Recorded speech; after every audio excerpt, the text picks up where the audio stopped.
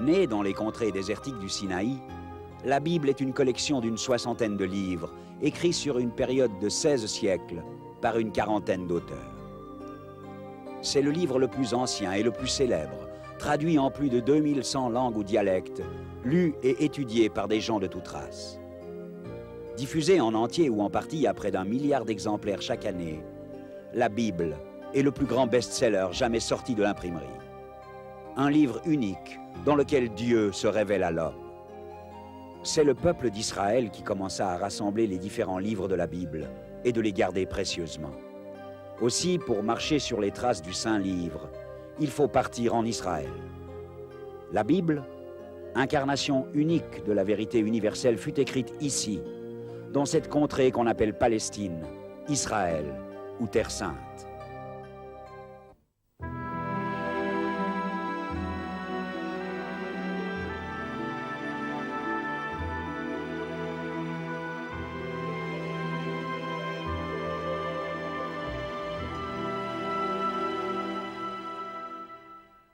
En l'an 70 de notre ère, Titus va raser le temple, le détruire, donc il sera détruit par les flammes, détruit dans le feu, ainsi que toute la ville de Jérusalem. Les Juifs seront envoyés en captivité, mais à peine 70 années plus tard, il y avait assez de Juifs à Jérusalem pour désirer de reconstruire le troisième temple, reconstruire la ville. Je crois que les Romains leur avaient permis de retourner à Jérusalem, et ils seront assez nombreux pour essayer de secouer le joug romain une deuxième fois. Ce sera la fameuse guerre de Bar Korva, la guerre, donc la deuxième guerre des Juifs contre les Romains. Cette guerre va éclater en 132 quand subitement Hadrien, qui avait peut-être permis aux Juifs de reconstruire la ville, leur donnera l'ordre de cesser les travaux et peut-être les travaux de reconstruction du temple. Car dans les écrits de Bar Korva, des papyrus découverts dans le désert de Judée, on a son nom, des lettres signées par ce leader juif, et aussi on a retrouvé des pièces de monnaie. Et sur ces pièces de monnaie, il y a comme la façade d'un bâtiment, et les historiens archéologues pensent que c'est la façade du temple que les Juifs étaient en train de reconstruire. La deuxième révolte des Juifs contre les Romains, dirigée par Bar Korva contre Hadrien, a duré 3 ans, de 132 à 135. Et ensuite, Hadrien a rasé ce que les Juifs avaient essayer de reconstruire à Jérusalem. Il va passer une charrue autour de la ville. Et là, sur les cendres chaudes de Jérusalem, il reconstruit une ville païenne qui portera le nom de Aelia Capitolina. Hadrien, ce qu'il a fait, c'est essayer d'effacer toute trace du peuple juif dans ce pays, en changeant les noms de Judée, Samarie, Galilée en Palestine, et en changeant le nom de Jérusalem en Aelia Capitolina. Sur l'esplanade du temple, il y avait certainement la statue du Jupiter, celle d'Hadrien. Au centre-ville, il y avait un temple en l'honneur d'une triade. Et maintenant, passons au IVe siècle de notre ère, quand Hélène, mère de Constantin, qui elle était chrétienne, monte à Jérusalem. Et en tant que chrétienne, elle fait détruire les temples païens, il y en avait plusieurs. Elle fait détruire les temples, et sous le temple de la fameuse triade, elle va découvrir, bien sûr, le temple était construit sur un remblai, donc surélevé par rapport au reste de la ville. Elle enlève ce remblai, et sous ce remblai, elle trouve une tombe. Et elle va penser que c'est la tombe de Jésus, donc elle fait construire la fameuse basilique du Saint-Sépulcre, au IVe siècle de notre ère. Mais pour les chrétiens, l'esplanade du temple n'avait pas besoin d'être reconstruite. Eux, les chrétiens disaient, le premier et le deuxième temple ont été détruits, Jésus est le dernier sacrifice, l'agneau de Dieu, on n'a plus besoin de sacrifice sur l'esplanade du temple, et le lieu saint à Jérusalem, c'est le Saint-Sépulcre, ce qui explique la basilique magnifique pour avoir son centre dans la rotonde, la tombe de Jésus, qui était même laissée à ciel ouvert pour symboliser l'ascension, et ce lieu s'appelait l'Anastasis. En revanche, l'esplanade du temple deviendra la décharge municipale. Et ceci pendant plusieurs siècles, jusqu'à la venue des Arabes, quand Omar, en 637, prend Jérusalem. Omar fera nettoyer cette esplanade du temple, et les Omeyyades de Damas vont faire de Jérusalem une ville sainte, car il leur fallait, au 8e siècle, contrecarrer les chrétiens de Jérusalem. Déjà, les deux villes saintes pour l'islam, c'était la Mecque et Médine. Maintenant, les Omeyyades de Damas, qui s'étaient séparés de la Mecque et Médine, avaient comme capitale Damas, capitale politique et économique, et il leur fallait une autre capitale religieuse qui leur permettait de contrecarrer l'influence des chrétiens à Jérusalem et même dans une partie du Moyen-Orient. Et ils vont dire que sur l'esplanade du temple, là où il y a une roche, que c'était la roche du sacrifice d'Abraham, mais le fils qui fut sacrifié ou est prêt à être sacrifié, ce n'est pas Isaac, mais Ismaël. Et aussi que la sourate 17 du Coran, qui nous parle du voyage de nuit, le fameux mirage de Mahomet sur sa jument blanche ailée El Bourak, que Mahomet est parti de la Mecque et il a touché cette pierre avant de monter aux cieux. Donc voici deux raisons pour que Jérusalem devienne sainte pour les musulmans, pour les Omeyyades de Damas, le sacrifice d'Ismaël et la jument blanche de El Bourak, de Mahomet, qui a touché la pierre de ce sacrifice. Et ils vont construire la première mosquée qui est magnifique, qui existe encore aujourd'hui, ou plutôt ce dôme de la roche. Alors c'est Abd el-Malik, le gouverneur de Damas, qui fait construire cette mosquée, et son fils Walid, après lui, construit la mosquée d'El-Aqsa. Et El-Aqsa, c'est la grande mosquée pour les prières du vendredi matin. Alors voilà Jérusalem maintenant, au 7e siècle de notre ère, qui devient sainte pour les musulmans, jusqu'à la venue des croisés en 1099. L'Europe ressent avec amertume la présence musulmane en Terre Sainte. Les chrétiens reviennent. Les croisades, auxquelles participent des troupes françaises, allemandes et anglaises, sont menées par Godefroy de Bouillon et Richard Cœur de Lion. Après une guerre sanglante, les croisés s'emparent de Jérusalem en 1099. Des têtes tombent. Décrivant la prise de la ville, Guillaume de Tyr écrit que les flots de sang inondaient la surface du sol. Les rares survivants juifs sont vendus comme esclaves. Le dôme de rocher est transformé en église et la mosquée El-Aqsa en quartier général des Templiers. Arrivés au Saint-Sépulcre, les croisés entonnent le Te Deum de triomphe et de reconnaissance. Mais les États latins sont fragiles et 100 ans plus tard, Saladin reprend Jérusalem pour les musulmans. Les croisés perdent leur dernière bataille aux cornes de Hittim, une montagne qui domine le lac de Galilée. Richard Cœur de Lion s'incline vaincu devant Saladin. L'esplanade du temple restera entre les mains des musulmans jusqu'à nos jours.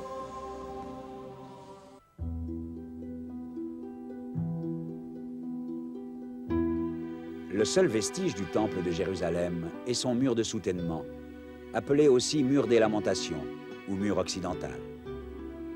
Chaque jour, des Juifs viennent ici pour lire la Torah, adorer Dieu et prier. Les Juifs n'ont jamais cessé de vénérer ce dernier vestige du sanctuaire. Une partie de ce mur se prolonge à l'intérieur d'une salle voûtée appelée l'Arche de Wilson, du nom de l'archéologue qui l'a découverte. Le rocher sacré de Moria, recouvert par la coupole musulmane qui surplombe le mur des Lamentations, est toujours inaccessible aux Juifs. Ce n'est que depuis 1967 que les Juifs ont un libre accès à ce mur, après tant de siècles d'humiliation et de larmes.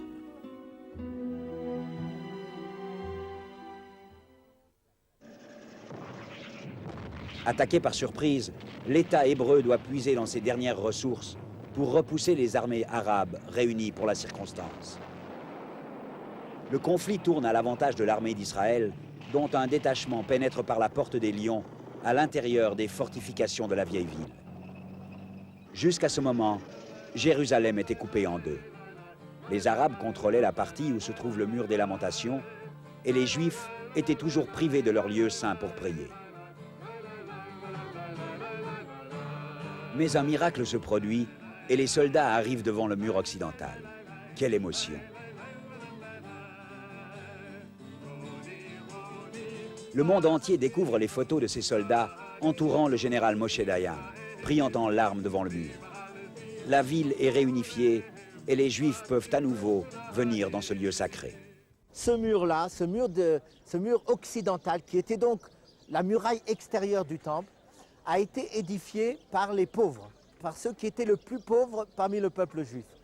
Et il y avait une sorte de promesse qui est écrite dans des écrits sacrés qui datent des siècles, une promesse comme quoi ce mur ne serait jamais détruit justement parce qu'il avait été construit par les pauvres qui ont donné vraiment leur sang, si on peut dire, leurs dernières économies pour pouvoir construire ce temple.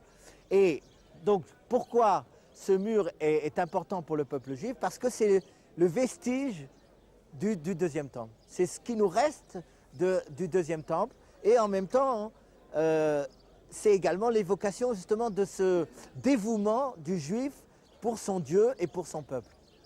Ici, nous sommes sur l'esplanade du mur occidental. Vers ce lieu-là affluent des millions de personnes par an, la plupart juifs évidemment, mais il y a aussi beaucoup de non-juifs et particulièrement des chrétiens. Et bien, c'est du bout du monde, de toutes les parties du monde. Ils se rendent ici non seulement comme visiteurs, mais comme prieurs aussi.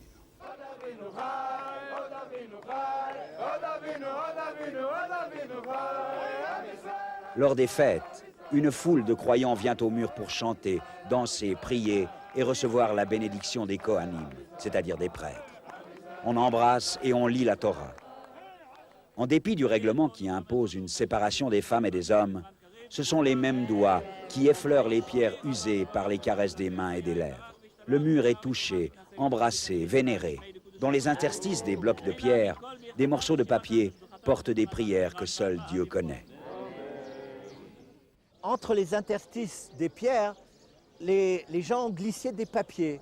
Et dans ces petits papiers, ils formulent leurs prières intimes, leurs vœux, leurs souhaits personnels. C'est un usage très ancien. Évidemment, il ne faut pas croire que c'est comme si on mettait une lettre à la poste, mais c'est encore la même idée d'exprimer la foi, comme quoi, d'une certaine manière, la présence divine n'a jamais quitté ce lieu. Même si, d'après la tradition, elle nous a accompagnés en exil, mais en même temps, elle nous attendait aussi ici. Et mettre ces papiers, c'est une façon de dialoguer avec Dieu. Dans la prière, quand on parle à Dieu, on le tutoie. On dit « Baruch Ata, béni sois-tu ». C'est-à-dire, on est vraiment dans un dialogue avec l'Éternel. Ce n'est pas un Dieu qui est retiré dans son Olympe ou l'horloger, comme disait Voltaire. Non, c'est un Dieu qui sait ce qui se passe sur la terre et d'une certaine manière qui surveille et qui dirige un petit peu les événements. Ce qui m'est rentré dedans, c'est le mur de lamentation. Je suis arrivé là, bang, j'ai eu l'impression de me cogner le nez sur ce mur. On se casse le nez dessus, mais on a l'impression d'y pénétrer. Alors, qu'est-ce qui a fait que j'ai été profondément marqué par ce mur de lamentation?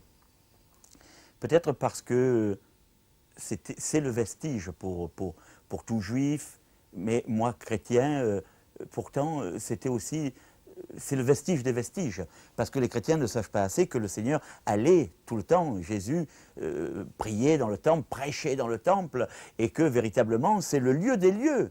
C'est comme la Bible est le livre des livres, le mur de lamentation est le lieu des lieux. Et l'événement qui s'est produit pour moi, c'est que tout d'un coup, est-ce que j'ai un physique juif? Est-ce que mon nez, peut-être aquilin ou bourbonien, a pu faire penser que j'étais beaucoup plus fort? On m'a pris presque pour un gros papa juif ou une maman juive, je ne sais. Mais tout d'un coup, je me suis retrouvé recouvert d'un talet. On m'a mis la kippa, les phylactères, et je disais, mais je ne suis pas juif, je ne suis pas juif. J'avais presque l'impression qu'on me faisait juif sans que je n'en ai le droit. Et tout d'un coup, je me suis dit, je me revois tout à fait disant, il y avait des livres qui étaient posés sur des tréteaux, et il y avait de grands livres, et j'ai dit, ah, je vais demander au livre si j'ai le droit. Et j'ai ouvert un livre au hasard, j'ai planté mon doigt sur un texte, sur des lettres hébraïques, et là, j'ai demandé à quelqu'un, qu'est-ce qu'il y a marqué là? Il me dit, il y a marqué « Kol ». Et je dis, ça veut dire quoi? Et on m'a répondu, ça veut dire tous. Alors, à partir de là, j'ai gardé les phylactères, j'ai gardé la kippa, j'ai gardé le talet, et ils sont restés dans mon cœur, voilà.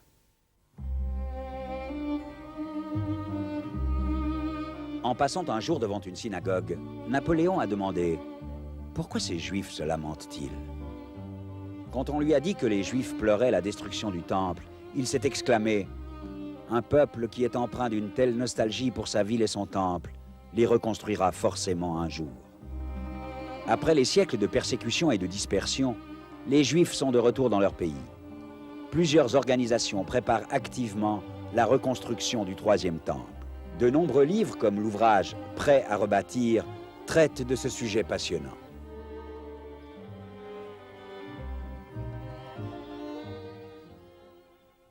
Du temps où le temple existait, on priait déjà, tous les Juifs du monde entier priaient en direction du temple. C'est-à-dire que les Juifs en dehors d'Israël priaient en direction d'Israël, et les Juifs du pays d'Israël priaient en direction de Jérusalem et les Juifs de Jérusalem en direction du temple.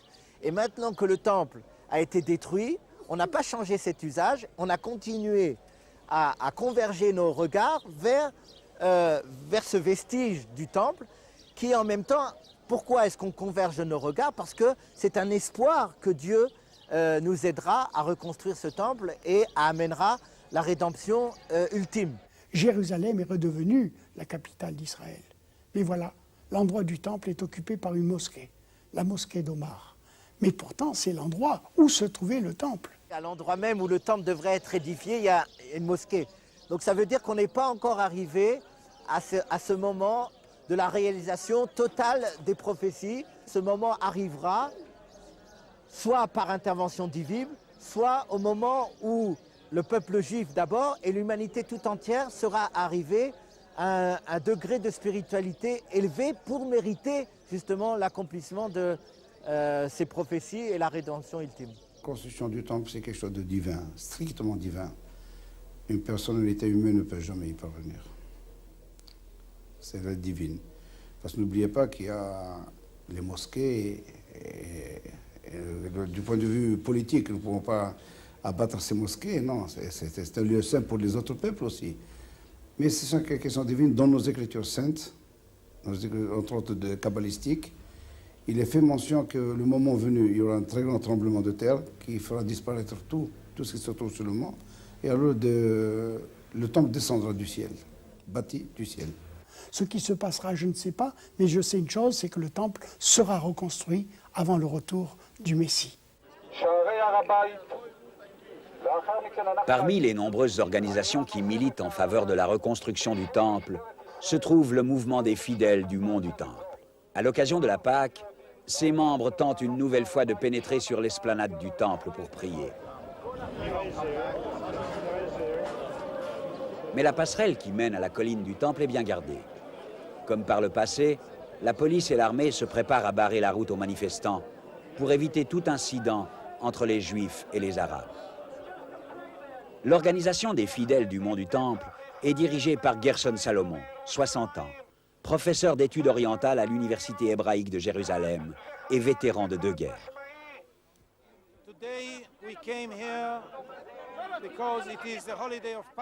Aujourd'hui, nous sommes là car c'est la fête de Pâques. Nous faisons un pèlerinage vers le lieu le plus saint du peuple juif, le mont du Temple à Jérusalem. Nous apportons un message très clair.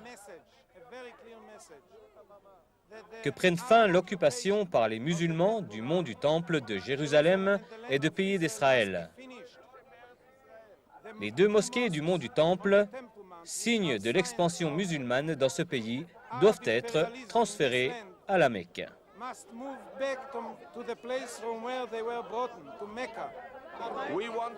Nous voulons avoir le droit de prier là-haut, car il s'agit de la liberté de la religion. Maintenant, seulement les musulmans ont le droit de prier sur le mont du Temple. Les juifs et les chrétiens ne peuvent pas y prier. Si c'est ça la liberté de religion, alors je ne sais pas ce que cela veut dire. Le mont du Temple doit redevenir ce qu'il était durant 1000 ans, du temps de la Bible, du temps du roi David, dont nous sommes descendants. Le mont du Temple doit redevenir la place d'une seule chose, du Temple. Aujourd'hui, nous allons essayer de pénétrer sur l'esplanade du Temple, mais ce n'est pas sûr que nous pourrons, car la police va nous en empêcher. On sonne le chauffard, comme lors des grands événements spirituels. À la tête du cortège, Gerson Salomon. Cet homme a été bouleversé par ce qu'il a vécu en 1967.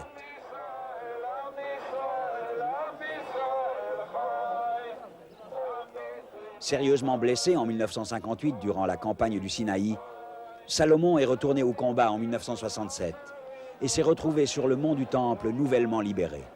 Voici ce qu'il déclare. Comme tous les autres soldats, nous sommes allés tout droit au dôme du rocher. Une fois à l'intérieur, nous avons commencé à sangloter comme des petits-enfants. Nous sommes restés au mont du Temple pendant des heures sans pouvoir bouger. C'était le lieu du Temple, le cœur et l'âme du peuple juif. Je me sentais très proche d'Abraham, d'Isaac et de Jacob, du roi David et des prophètes. Ce fut le jour le plus important de ma vie. Régulièrement, Salomon et ses amis tentent de pénétrer sur l'esplanade du temple pour y amener la pierre angulaire pesant 4 tonnes.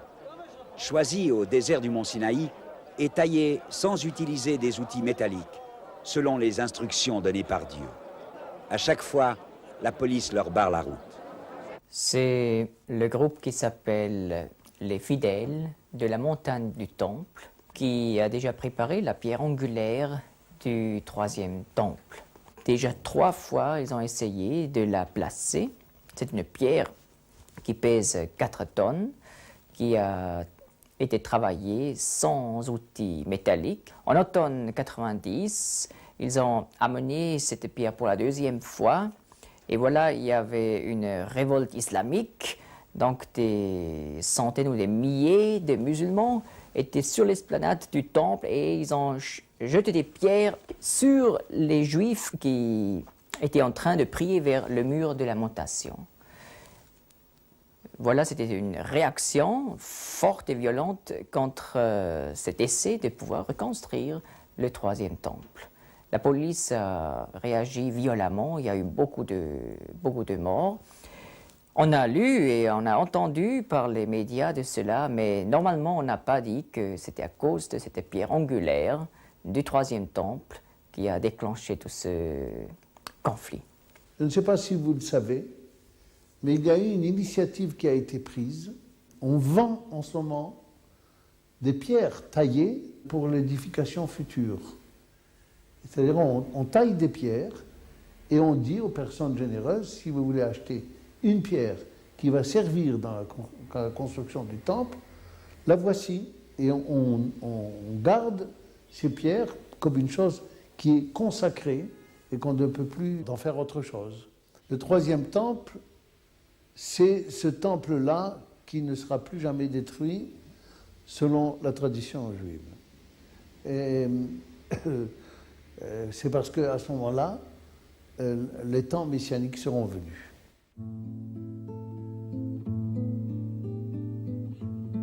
Ces croix qui se dressent sur les collines désertiques de Judée rappellent qu'il y a 2000 ans, cette terre a vu passer Jésus-Christ. Certains commentateurs chrétiens ne croient pas qu'il y aura un futur temple. Ils pensent que la destruction du second temple en 70 après Jésus-Christ est le signe que Dieu a béni le christianisme et rejeté le judaïsme. Ils considèrent également que l'Église est le nouveau temple de Dieu, qu'il habite maintenant spirituellement. D'autres pensent le contraire. Déjà des chrétiens des premiers siècles exprimaient ce point de vue. En 185, Irénée écrit « Quand l'Antéchrist aura dévasté toute chose, il régnera pendant 3 ans et 6 mois et trônera dans le temple à Jérusalem. » Dans sa lettre à l'église de Thessalonique, Paul parle de l'adversaire qui s'élève au-dessus de Dieu jusqu'à s'asseoir dans le temple de Dieu, se proclamant lui-même Dieu. Aujourd'hui, beaucoup de théologiens estiment que la Bible se réfère à un événement futur qui implique la reconstruction d'un temple à Jérusalem. Certains de nos amis chrétiens disent que non, le temple ne sera jamais reconstruit parce que le temple est dans notre cœur et qu'il n'y a pas besoin de temple parce que maintenant Israël a été mis de côté.